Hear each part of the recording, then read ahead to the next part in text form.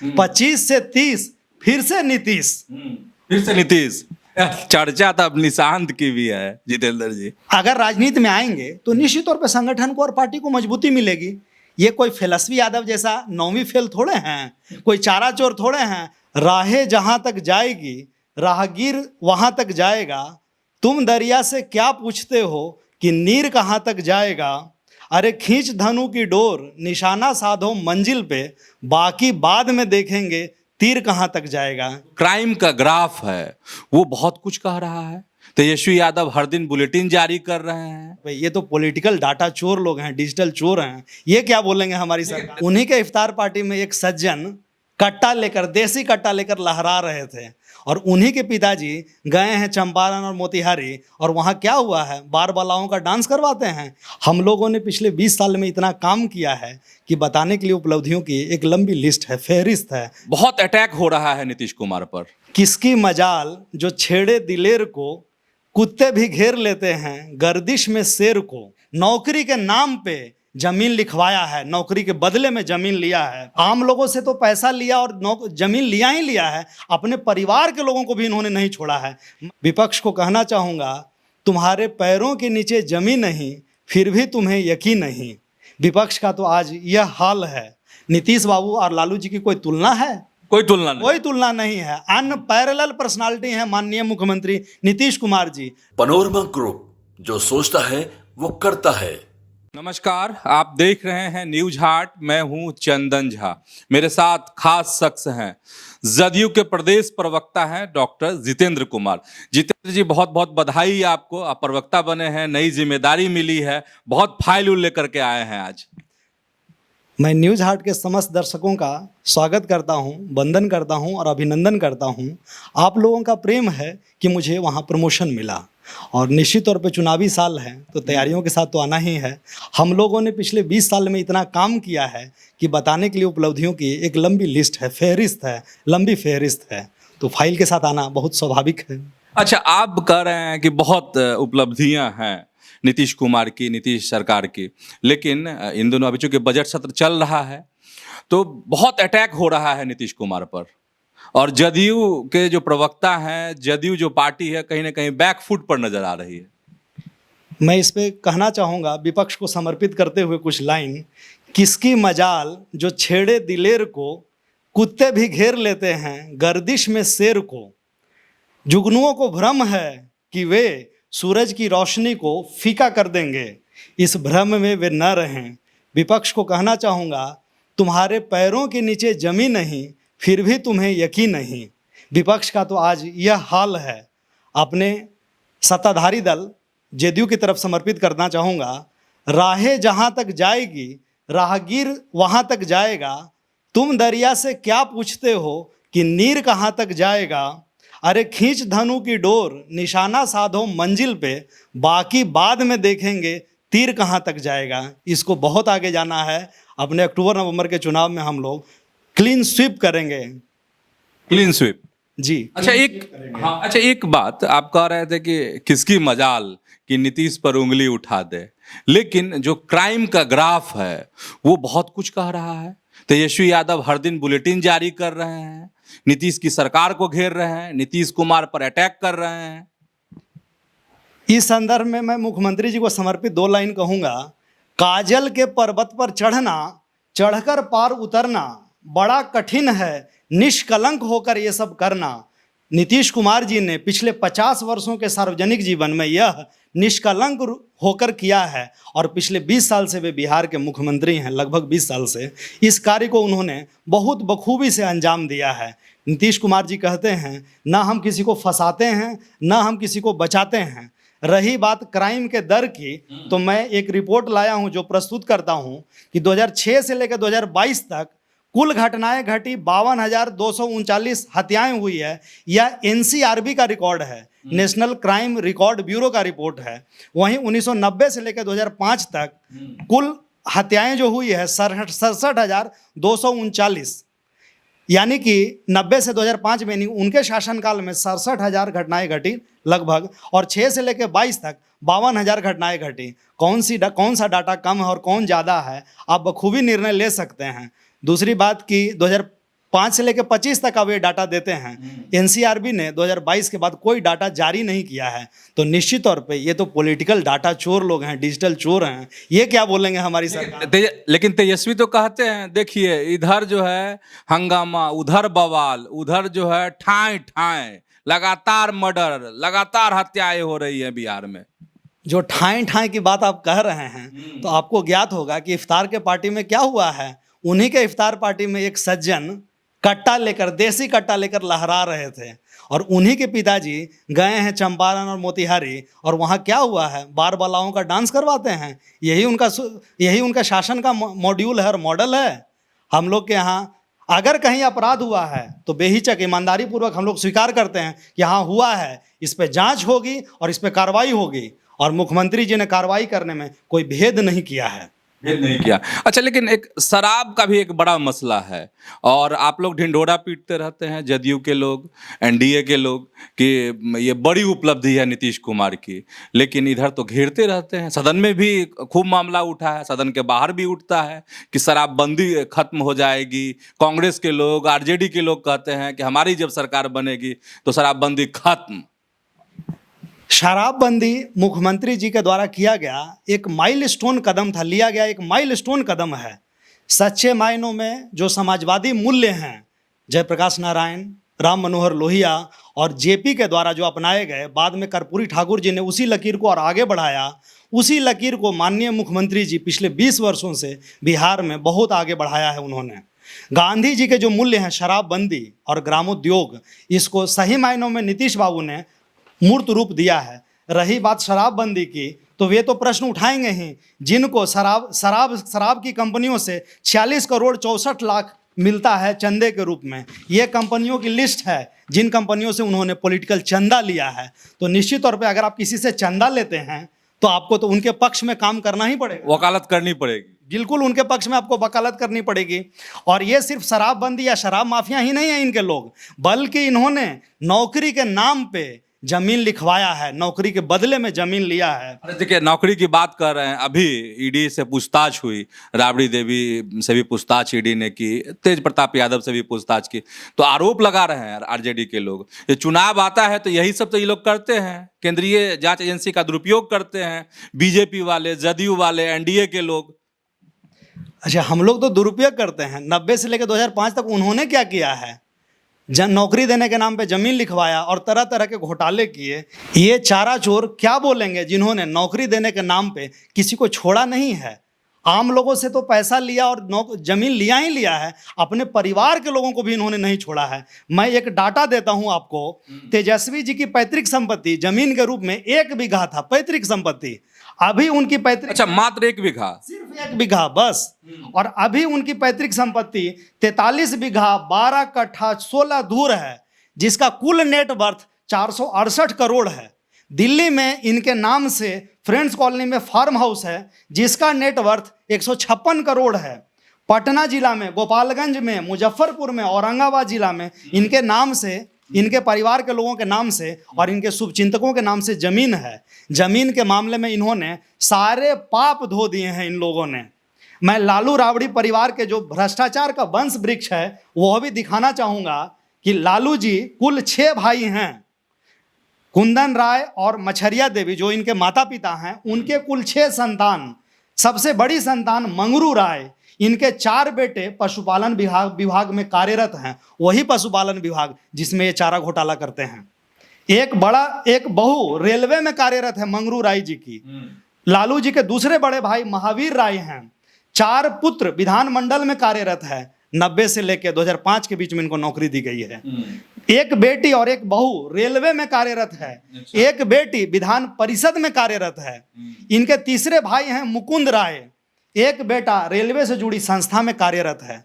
लालू यादव स्वयं 5वें स्थान पे आते हैं संतान के क्रम में।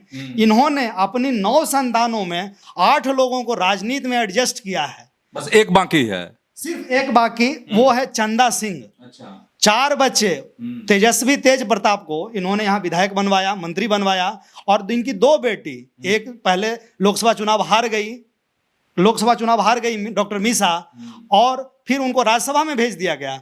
इस बार वो लोकसभा चुनाव लड़ी हैं। दूसरी बेटी डॉक्टर रोहिणी आचार्य अभी छपरा से चुनाव लड़ी हैं, पराजित हुई हैं। तो इनके 4 बाल बच्चे, 2 बेटी और 2 बेटा को इन्होंने बिहार में एडजस्ट किया और बाकी 4 बेटियों की शादी पॉलिटिकल फैमिली में की, हरियाणा में, उत्तर प्रदेश में, मुलायम सिंह जी के परिवार में और कैप्टन राव साहब के परिवार में। तो इन्होंने तो स्वयं अपने बच्चों को एडजस्ट किया है पॉलिटिक्स में। क्या कोई यादव परिवार का लड़का टैलेंटेड नहीं था जिनको मौका दिया जाना चाहिए था? लेकिन इनके विकास का मतलब है परिवार तक ही विकास, परिवार तक सेंट्रिक विकास। परिवारवाद का इससे अनुपम मॉडल कोई और नहीं हो सकता है। और सुन लीजिए, लालू जी के सबसे छोटे भाई, जो लालू जी से उम्र में छोटे हैं, बाकी सभी भाई तो उम्र में बड़े थे, वे हैं सुखदेव राय।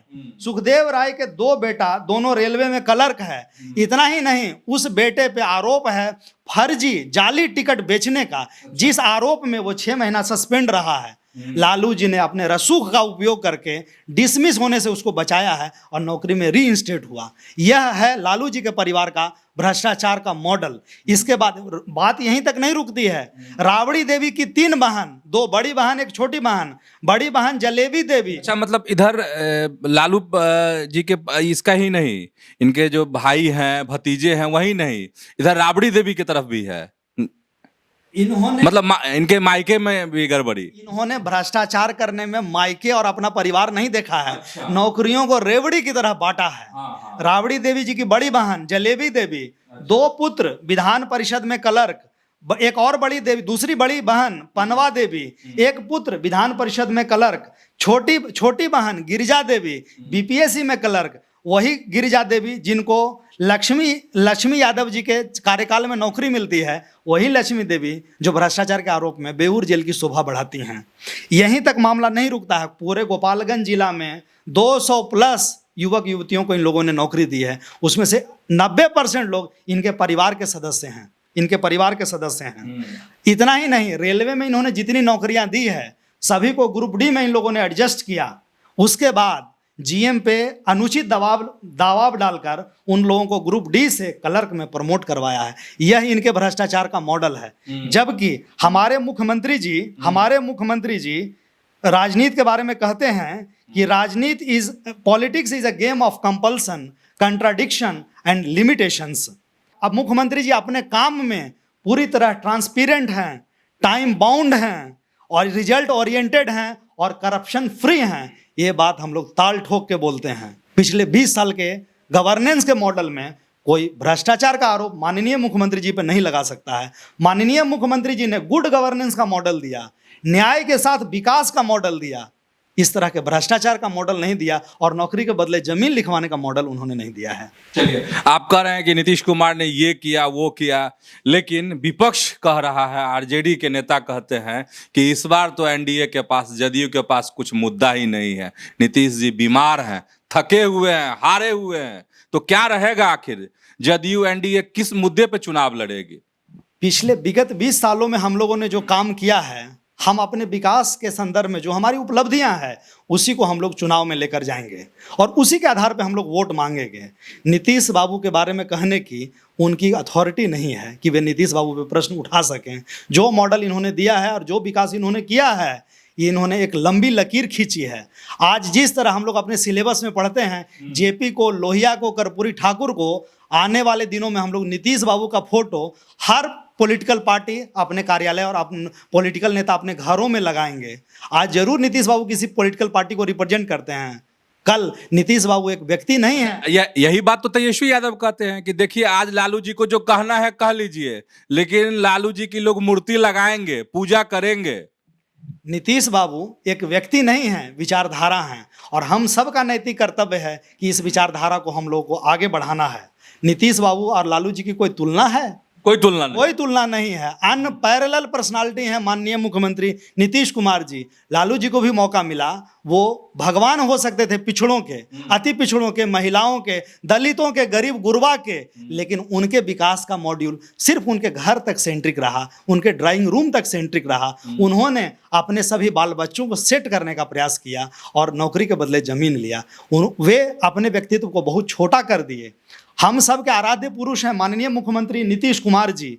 वे नीति भी हैं और नियति भी, प्रारंभ भी हैं और प्रारब्ध भी, अल्प भी हैं और अति भी, भोग्य भी हैं और भोक्ता भी, रमणीय भी हैं और रमणीक भी, अध्ययन भी हैं और अध्यापन भी, स्थावर भी हैं और जंगम भी, अरण्य भी हैं और उपनयन भी, कांतार भी हैं और केल्विन भी, करुणा भी हैं और क्रोध भी, स्वतः सुखाय भी हैं और पर दुख कातर भी हैं, गुल भी हैं और गुलशन भी हैं, अहम भी हैं और ब्रह्म भी, हम सब में नीतीश हैं, हम सब नीतीश हैं, नीतीश हम सब में हैं।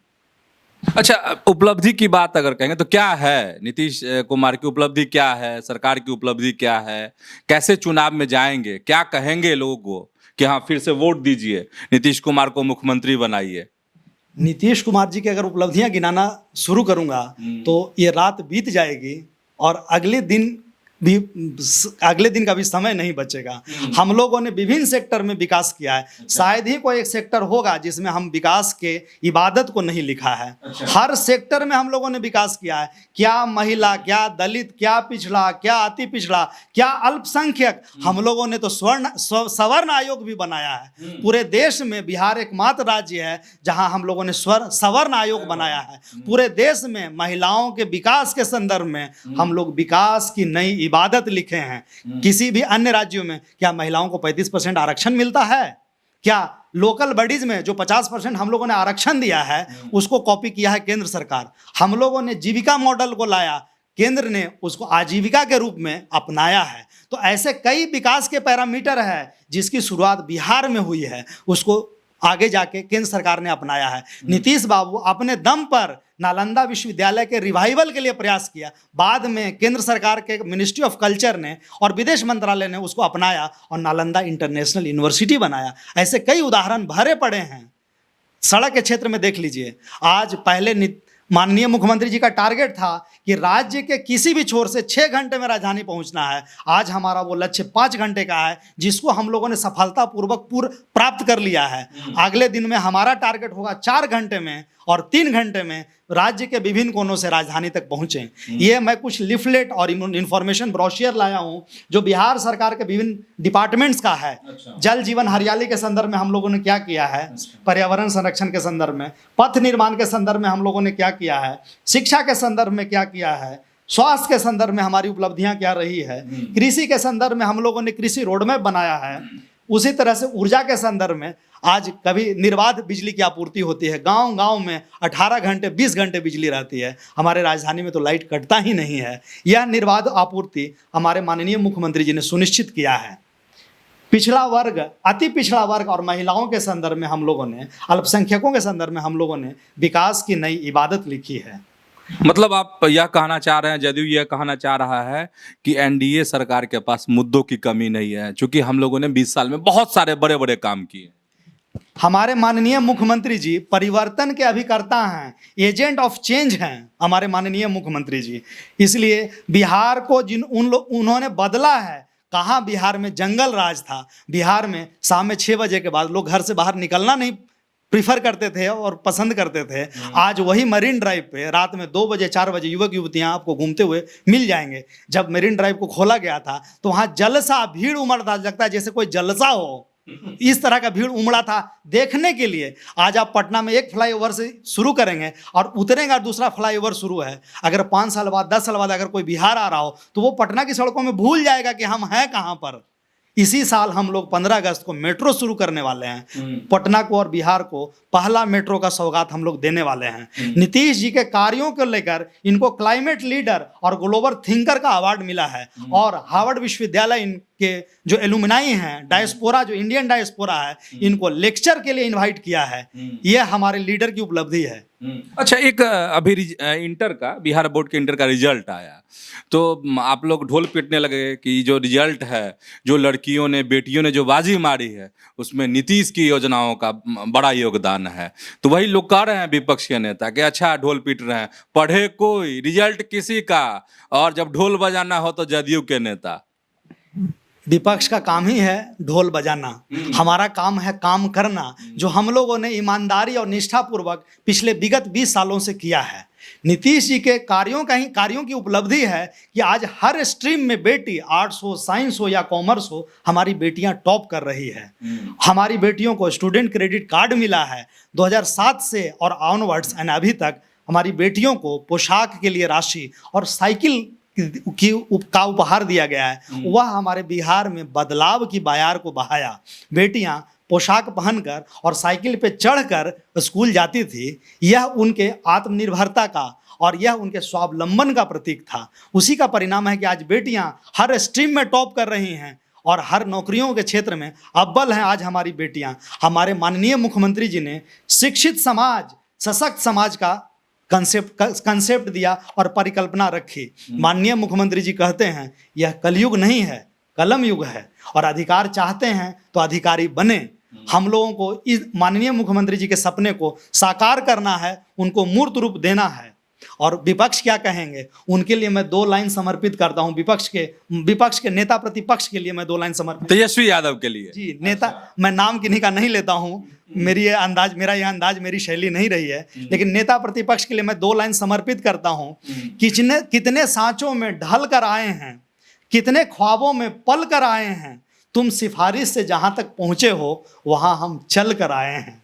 अभी बहुत आगे जाना है, बहुत चलना है। बिहार के विकास की रफ्तार, जो मोमेंटम, जो एक्सीलरेशन माननीय नीतीश कुमार जी की कैबिनेट ने, नीतीश बाबू के मंत्रालय में या उनके नेतृत्व में पकड़ा है, इसको अभी बहुत आगे लेकर जाना है। 25 से 30 फिर से नीतीश। चर्चा तो अब निशांत की भी है जितेंद्र जी। देखिए, राजनीति में आना या नहीं आना यह उनका व्यक्तिगत निर्णय है। मैं निशांत जी पे किसी भी प्रकार की टीका टिप्पणी करने के लिए मैं प्राधिकृत व्यक्ति नहीं हूँ। उस लेवल का निर्णय मेरे स्तर पर नहीं। तो आएंगे तो अच्छा ही होगा ना, निश्चित युवा चेहरा। निश्चित तौर पे निशांत जी आध्यात्मिक प्रवृत्ति के व्यक्ति हैं। निशांत जी पे कोई आरोप लगा सकता है? उनके पिताजी 20 साल से सत्ता में हैं बिहार में, और उनके पिताजी का सार्वजनिक जीवन 50 साल से अधिक का है। कोई पॉलिटिकल टिप्पणी अब आ रही है निशांत जी की, प्रकार के सत्ता के दुरुपयोग का कोई आरोप निशांत बाबू पे है? इस तरह का संत प्रवृत्ति का व्यक्ति जो पढ़ा लिखा हो, इंजीनियर हो, युवा हो, अगर राजनीति में आएंगे तो निश्चित तौर पर संगठन को और पार्टी को मजबूती मिलेगी। ये कोई फिलस्फी यादव जैसा 9वीं फेल थोड़े हैं, कोई चारा चोर थोड़े हैं। 4 साल के हुए तो जमीन लिखवाने लगे। जमीन का मोटेशन उन्होंने नहीं करवाया है। 4 साल में उनके नाम से सर्वप्रथम लैंड लिया गया है, तेजस्वी जी के नाम से। पहले 4 साल में, जब 4 साल के वे थे, तो उनके नाम से जमीन लिया गया है, जिसका मोटेशन आज तक नहीं हुआ है। तो क्यों नहीं मोटेशन करवाए? 4 साल में जब पालने में पैर होता है, तब से जमीन और तब से नौकरी बांटना और जमीन लेना और पैसे लेना, यही सब उनके तंत्र रहे हैं, यंत्र और तंत्र रहे हैं। और इसी के में उनकी महारत है। हमारे नीतीश बाबू और उनका परिवार इन चीज़ों से मुक्त है। नीतीश बाबू ने कोई परिवारवाद को आगे नहीं बढ़ाया है। तो हमारे साथ जदयू के प्रदेश प्रवक्ता डॉक्टर जितेंद्र कुमार थे।